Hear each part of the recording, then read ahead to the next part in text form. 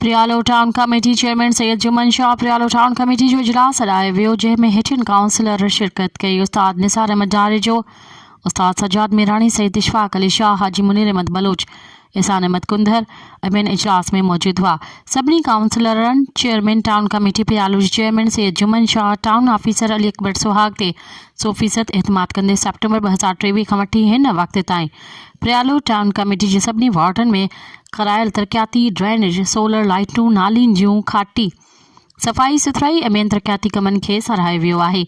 इन मौक़े ते सैयद जुमन शाह चयो त प्रियालो शहर तोड़े बहिराड़ी वारनि वार्डनि खे रोशनी जो शहर करार ॾिनो आहे। अञा बि वधीक बहितर कमु करण लाइ सभिनी काउंसिलरनि जे साथ जी ज़रूरत आहे। इंशाअल्लाह प्रियालो खे मिसाली टाउन बणाईंदासीं। मज़ीद ख़बरनि ऐं तफ़सीलात लाइ विज़िट कयो असांजी वेबसाइट www.awamiNewsHD.com ऐं ॾिसंदा रहो अवामी न्यूज़ HD।